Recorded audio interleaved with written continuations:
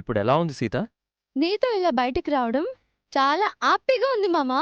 నేను అడుగుతుంది నీ కాలి నొప్పి గురించి. అది ఎప్పుడో తగ్గిపోయిందిగా. ఆ? అదేంటి సడన్గా పెయిన్ రావడం, సడన్గా తగ్గిపోవడం? అదంతే మామా, అప్పుడప్పుడు అలా జరుగుతూ ఉంటుంది. బెటర్. ఇంకా నిన్ను హాస్పిటల్కి తీసుకెళ్లాలేమో అనుకున్నాను. హనీమూన్కి వెళ్ళాల్సిన టైంలో హాస్పిటల్ ఏంటి మామా? హనీమూన్కి ఇంకా టైం ఉంది. మహారాజశ్రీ, మీ పిన్ని గారు సెలవు ఇవ్వాలి కదా. ఇప్పుడు మా పిన్ని గురించి వద్దు. మీ అక్కతో వెళ్ళినందుకు నా మీద సీరియస్ అయ్యావు కదా, ఇప్పుడు నీ కోరిక ప్రకారమే నిన్ను బయటికి తీసుకొచ్చాను. ఈ మూమెంట్ని ఎంజాయ్ చేయి. ఏ, మీ పిన్ని గురించి మాట్లాడితే మీ మూడు పాడవుతుందా మామా? ప్లీజ్ సీత, అది తప్ప ఇంకేదైనా మాట్లాడు. మనం ఇలా బయటికి వచ్చామని తెలిస్తే మీ పిన్ని మూడు ఏమవుతుందో పాపం. పిన్నికి తెలీదుగా. మీ పిన్ని మనల్ని చూసేసిందిగా. ఎప్పుడు? మీరు నన్ను ఎత్తుకుని తీసుకొస్తున్నప్పుడు నేను మీ పిన్నికి చెయ్యూపి బాయ్ కూడా చెప్పాను. నా కొంప ముంచావు సీత. ఇంటికి వెళ్ళాక పిన్ని ఏమంటుందో. ఊరికే అన్నాను మామా, మనల్ని ఎవ్వరూ చూడలేదు. నిజంగా? సరదా కన్నానని చెప్పాను కదా.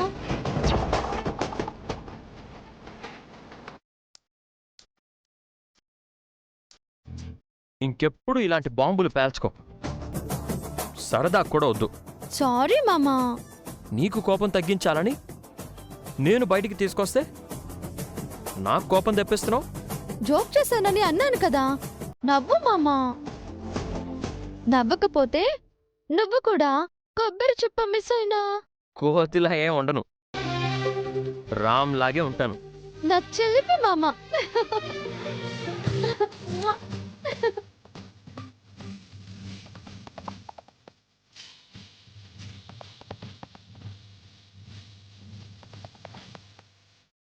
ఇక్కడ ఆపావేంటి మామా?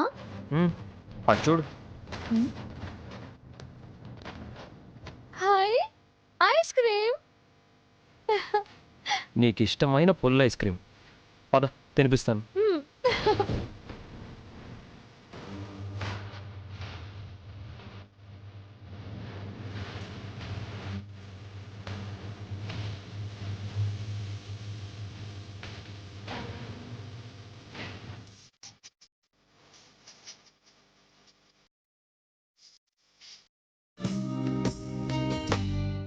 రెండు పుల్లైస్ ఇవ్వండి.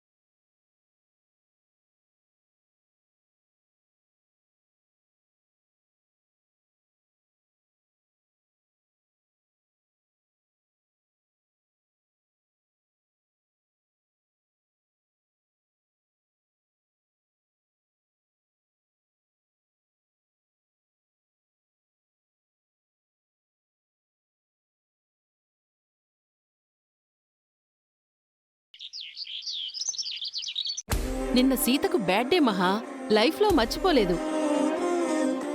రామ్ మది మీద కలిసి ఊరు వెళ్ళారని సీత షాక్ అయిపోయింది.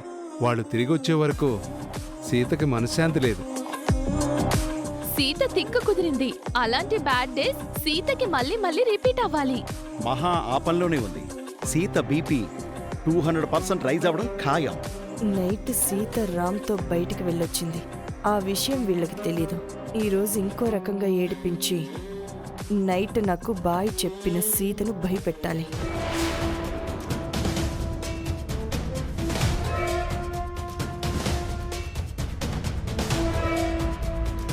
మధు, ఇలారా, ఇలా కూర్చో.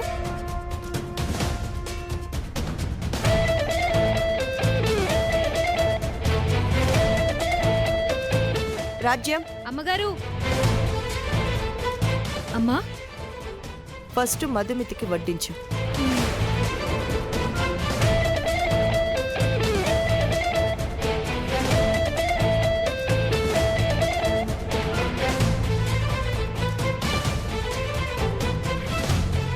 ఆ చట్నీతో తిను మధు, చాలా బాగుంటుంది. రాజ్యం, ఇంకొక 2 ఇడ్లీలు వేయి. అలాగేనమ్మా.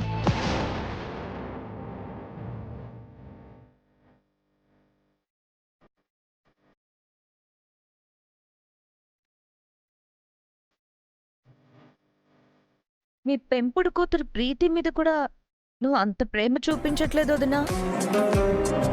నేనేం పిన్ని పెంపుడు కూతుర్ని కాదు, సొంత కూతుర్ని. రేవతి గారు కూడా అదే చెబుతున్నారమ్మా. నీ మీద చూపించాల్సిన ప్రేమ మీ పిన్ని మధుమిత మీద చూపిస్తోందని. నోరు మూసుకొని టిఫిన్ తింటావా అన్నయ్య, లేదా లేచి వెళ్ళిపోతావా?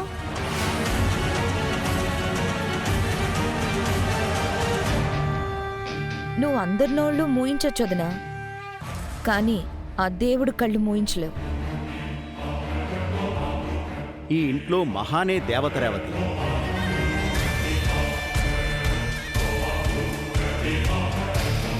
అదిగో అసలు దేవత వచ్చింది.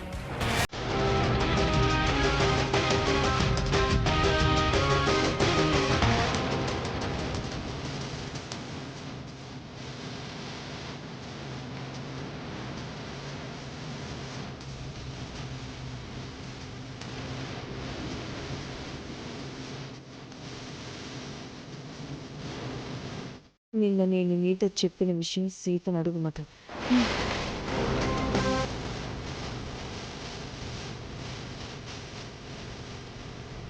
సీత, నిన్నొక విషయం అడగనా? ఏంటక్క? రామ్ గారు నువ్వు సఖ్యతగా ఉండరని వీళ్ళు చెప్తున్నారు. అది నిజమేనా?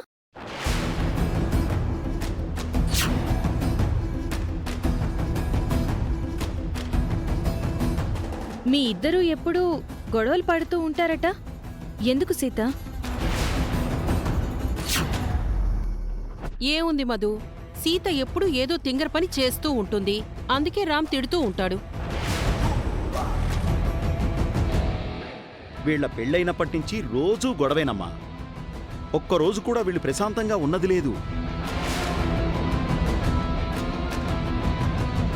అసలు భార్యాభర్తలుగా వాళ్ళ మధ్య అన్యోన్యతే లేదు. పాము ముంగిసల్లాగా కొట్టుకుంటూనే ఉంటారు. రోజు అన్నయ్యతో గొడవ పడితే తప్ప సీతకు ఆకలి వేయదు, నిద్ర పట్టదు.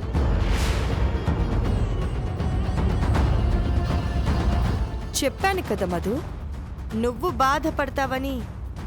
ఇంకా కొన్ని విషయాలు చెప్పలేదు కానీ నీ చెల్లెలి కాపురం ఏమాత్రం సుఖంగా లేదు. ఇంకా కాపురం చేసేదెప్పుడో, పిల్లల్ని కనేదెప్పుడో. ఎందుకలా చేస్తున్నావు సీత? ఇక నీకు ఏం తక్కువైంది? ప్రేమించే భర్త, అమ్మ నాన్న లాంటి అత్తమామలు, ఫ్రెండ్లీగా ఉండే బంధువులు అంతా బాగానే ఉంది కదా. మేడి పండు చూడు మేలిమయ్యుండు, పొట్ట విప్పి చూడు పురుగులుండు అని అసలు విషయం నీకు తెలియదులేమ్మా. ఇక్కడ నువ్వు చూసేది ఒకటి, జరిగేది వేరొకటి మధుమిత. నీకిప్పుడు అర్థం కాదు. అయితే మధుకి అర్థమయ్యేలా సీతనే చెప్పమనండి.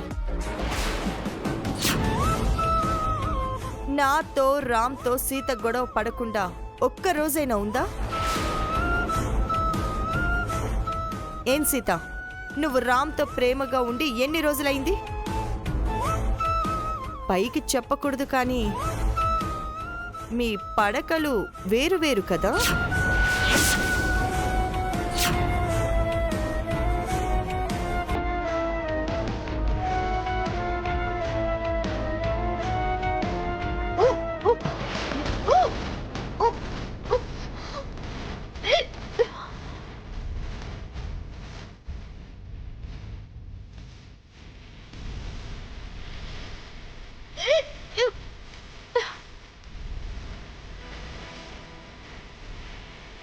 దేవుడా, కళ్ళు తిరుగుతున్నాయి, వికారంగా ఉంది.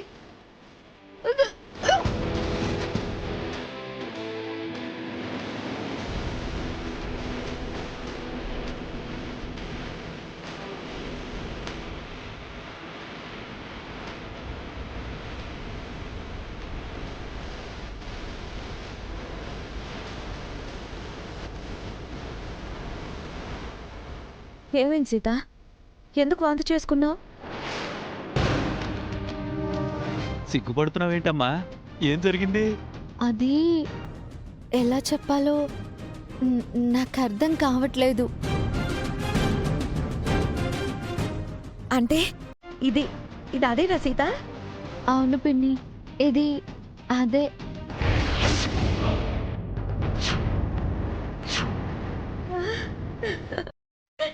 అర్థమైందమ్మా, ఎంత మంచి శుభవార్త చెప్పావు.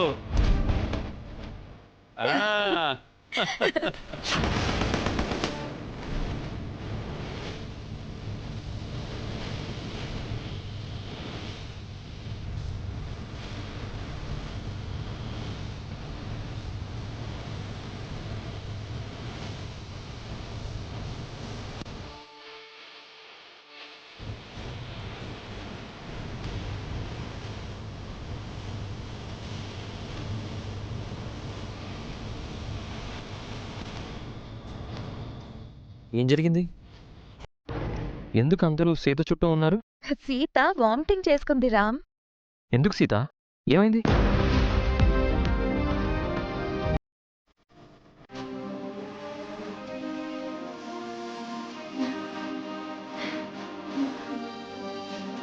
చిల్లపి, నీకు తెలియకుండా జరిగిందమ్మా. అంతా మీరే చేశారు కదా?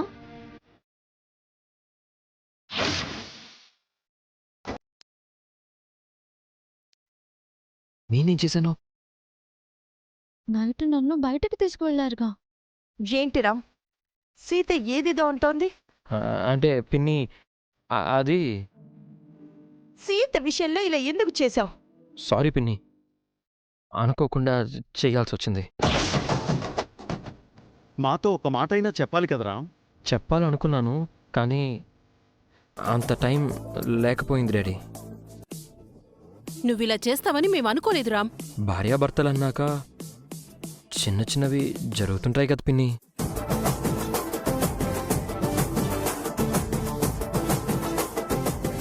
ఇది చిన్న విషయమా? ఎంత పెద్ద తప్పో తెలుసా? ఇంకోసారి జరగకుండా చూసుకుంటానులే బాబాయ్. ఇక నుంచి చాలా కేర్ఫుల్గా ఉండాలి సీత. పద, రూమ్కి వెళ్ళి రెస్ట్ తీసుకుందు కానీ.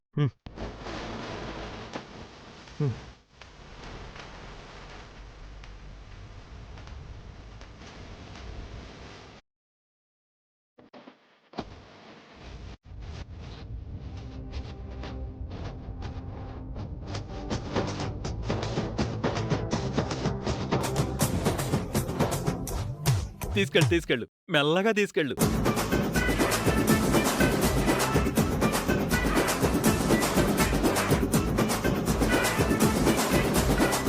ఏమైంది పిన్ని? మీ పిన్ని గారికి బీపీ పెరిగినట్టుంది మామా. అత్తయ్య గారిని కాస్త చూసుకోండి మావయ్య గారు. టాబ్లెట్స్ వేసుకో పిన్ని, తగ్గిపోతుంది. మీ పిన్నిని చూసుకోవడానికి వాళ్ళందరూ ఉన్నారు. నన్ను మీరు మాత్రమే చూసుకోవాలి.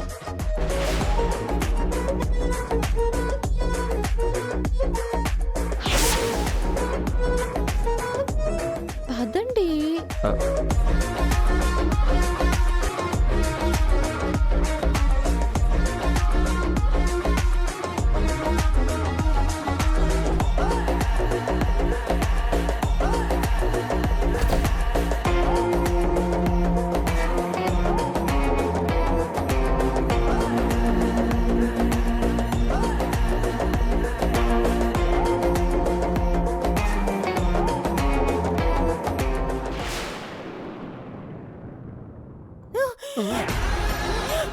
మహా మహా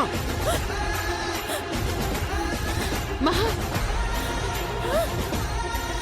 త్వరగా ఇన్హేలర్ తీసుకురండి. ఒక నిమిషం బావగారు. వెళ్ళు వెళ్ళు. మహా మహా వదిన మహా,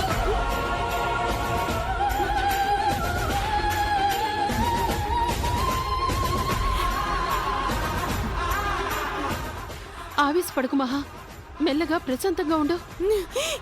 ఎలా ప్రశాంతంగా ఉండమంటే వర్చన? నేను నేను ఆ సీతని ఏడిపించాలి అనుకుంటే అది నన్ను ప్రయాసపడేలా చేస్తోంది. ఇందులో మన రామ్ తప్పు కూడా ఉంది కదా మహా. ఎంతో నిగ్రహంగా ఉంటాడనుకుంటే మన నమ్మకాన్ని వమ్ము చేశాడు. ఇందులో మన రామ్ తప్పు ఉండుండదన్నయ్య. ఆ సీతే మామా మామా అంటూ రామ్కి మాయమాటలు చెప్పి వల్లో వేసుకున్నట్టుంది. మన రామ్ మన మాటలు విని మంచిగా ఉండాలి కానీ దాని మాటలు విని ప్రెగ్నెంట్ చేయడం ఏంటి? ఇలా జరుగుతుందని ముందే తెలుసుంటే ఆ ఇద్దరిని దూరంగా పెట్టుండేవాళ్ళం. ఇప్పుడు ఏం చేయాలో అర్థం కావడం లేదు. రామ్ ఇలా చేస్తాడని తెలియక మధుమితను తీసుకొచ్చి మన ఇంట్లో పెట్టుకున్నాం. ఇప్పుడు పరిస్థితి ఏంటి? ఖచ్చితంగా మధుమిత మన వైపుకి రాకుండా చెల్లెల వైపు వెళ్తుంది మహా. సీతకి సపోర్టుగా ఉంటుంది. అలా జరగకూడదు. అలా జరగడానికి వీల్లేదు. మధుమిత మన వైపే ఉండాలి. ప్రెగ్నెంట్ అయినా తన సొంత చెల్లెలకి మధుమిత అన్యాయం చేయలేదు కదా వదిన. ఇప్పుడు మనం ఏం చెప్పినా మధుమిత వినదు. మధుమిత నా మాట విని తీరాలి. నన్ను కాదని దాని వైపు వెళ్ళకూడదు. ముందు నువ్వు రిలాక్స్డ్గా ఉండు మహా, లేదంటే నీ హెల్త్ అప్సెట్ అవుతుంది. అవును మహా, ఫస్ట్ నీ హెల్త్ ఇంపార్టెంట్. నువ్వు బాగుంటే ఏమైనా చేయొచ్చు. నాకేమైంది? నేనేం పేషెంట్ని కాదు. నేను బాగానే ఉన్నాను. I'm good. రామ్ కూడా కొద్దిగా మారిపోయినట్టున్నాడు వదిన. మన ముందు ఒకలా, సీత ముందు ఇంకోలా ఉంటున్నాడు. రామ్ ఏం మారడు. వాడు నా కొడుకు, నా మాట వింటాడు. ఇందాక నీకు బీపీ పెరిగిందని సీత సెటైరికల్గా అంటే రామ్ నిన్ను పట్టించుకోకుండా టాబ్లెట్స్ వేసుకో పిన్ని అని సీతను తీసుకుని వెళ్ళిపోయాడు.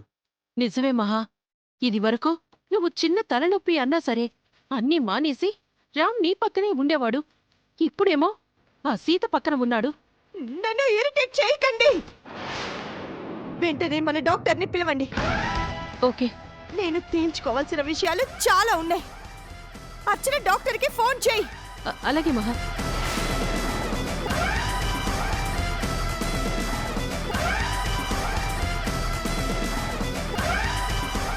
హలో డాక్టర్, మీరు అర్జెంటుగా మా ఇంటికి రావాలి.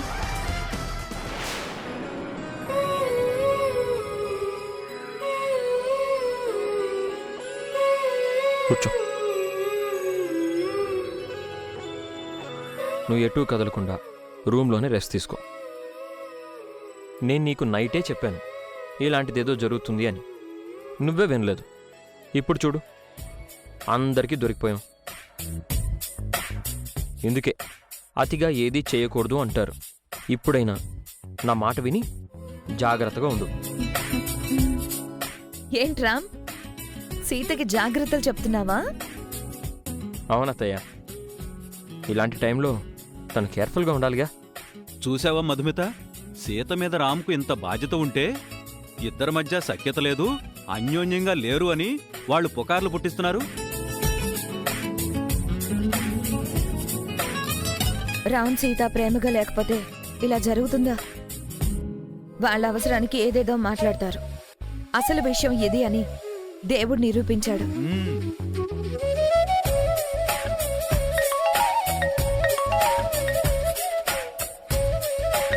ఆఫీస్ నుంచి ఎవరో కాల్ చేస్తున్నారు, నేను ఇప్పుడే వస్తాను. హలో,